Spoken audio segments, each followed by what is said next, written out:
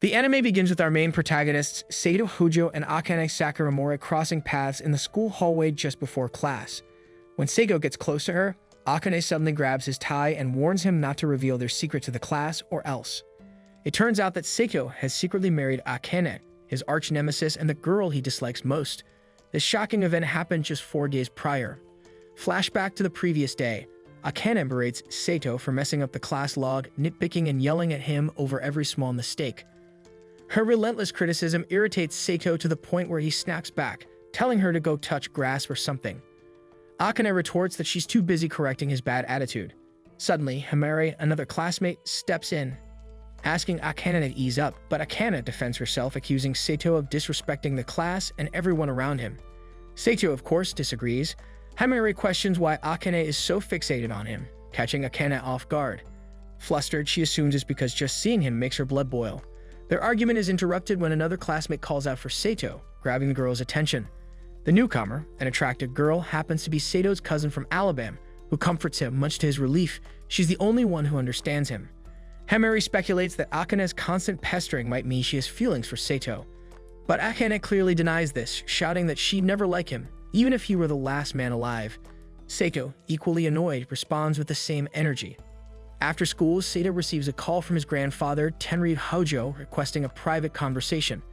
As the heir to the Hojo group, Seito shows no interest in the discussion, prompting Tenryu to have him forcibly taken in a luxury car by men in black suits.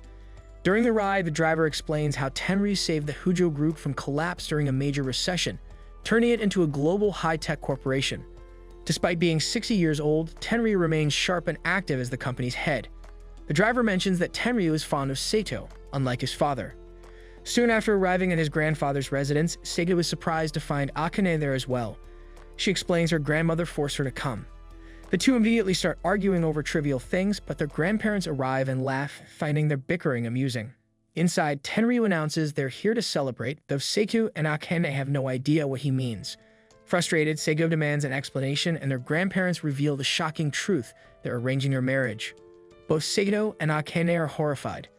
Initially, Seito assumes it's a joke, while Akane, stunned, argues that they're still in high school. Her grandmother, Chiyo Sakuramori, points out they only need to be 18 to marry. Tenryu and Chiyo explain that they were once in love but separated due to petty disagreements. Each went on to marry others and fulfill their respective responsibilities, but now, as their lovers are both 10 feet under, they regret not being together. They took this opportunity to correct their missed chance, wanting their grandchildren to marry. Akane furiously rejects the idea, declaring she'll marry for love, to which Seito agrees too. Anticipating resistance, Tenryu unveils a backup plan. He points to a stray dog in the backyard, declaring that if Seito refuses, he'll leave the Hojo group to the dog. He insists that logic and sanity don't matter in running a company. Meanwhile, Chiyo whispers a vague but terrifying threat to Akane, leaving her shaken. With this ultimatum, the grandparents give them 3 days to decide. As Seito and Akane leave the house, they avoid making any agreements due to their mutual hostility. Back home in her room, Akane reflects on why she's always antagonistic towards Seito. She realizes it's because he consistently outperforms her in grades. He's always first, while she's second.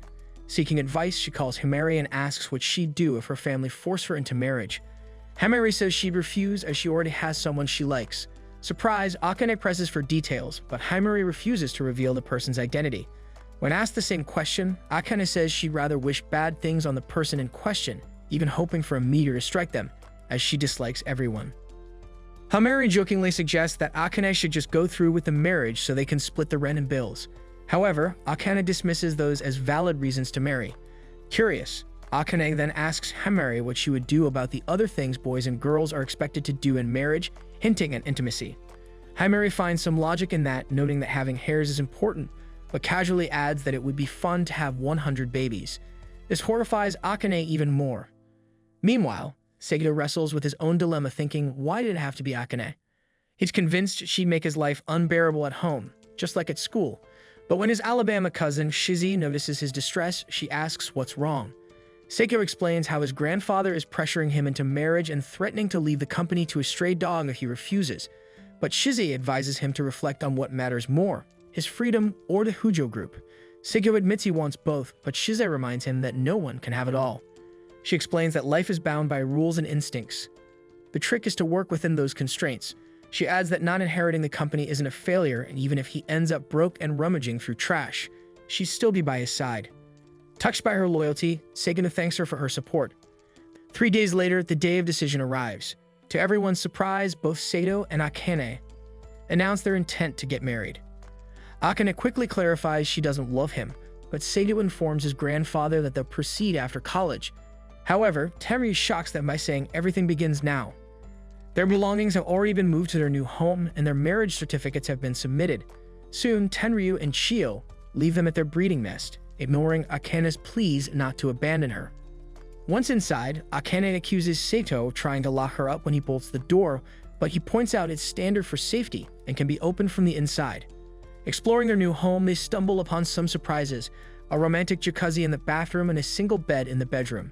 When Seito calls his grandfather to complain, Tenryu explains that a single bed is only natural for a married couple, with the first rule being no sleeping on the couch or floor. Akane, horrified, protests to her grandmother, who only encourages her to embrace her new life. Seito suspects their grandparents might have installed cameras to monitor them, but Akane cuts him off, accusing him of having perverted intentions. She pulls out a pencil in self-defense and storms off, mistrusting his every move. Later in the kitchen, Seito offers to share dinner, but Akane misinterprets it as a sinister comment, accusing him of wanting to devour her. Ignoring her paranoia, he hands her a slice of pizza, which she takes before retreating to a corner. When it's finally bedtime, Seito lies on one end of the bed, exhausted, only to feel Akane settle on the other. They both realize the bed is deliberately too small, clearly another ploy by their grandparents. Seito becomes self-conscious about the sweet scent of Akane's freshly washed hair, which makes him nervous. Akane warns him that if he tries anything, she'll end him. Seiko assures her he has no intentions and admits he's never been in a relationship either, which surprisingly calms her down. Curious, Seito asks why Akane agreed to marry him. She dodges the question, saying it's purely formal, and though she hates the rules, she'll endure them to achieve her goals. Seiko teasingly asks what she'd do if the rules eventually require them to have kids. Alarmed, Akane backs away, causing Seito to accidentally hit her jacked in the confusion. Enraged, Akane twists his finger and threatens to break it even after he explains it was an accident due to the bed's size. Back in the present, Akane sternly warns Seiko to keep their marriage a secret at school. Shiken proposes setting him up with a bomb trigger device to ensure he doesn't slip up. Seiko, now more stressed than ever, realizes this is only the beginning of their chaotic school life as a married couple. This then marks the end of today's anime recap. If you enjoyed the video and want more of it, please support the channel by leaving a like and subscribe. Let's help us reach our current goal of 20,000 subscribers.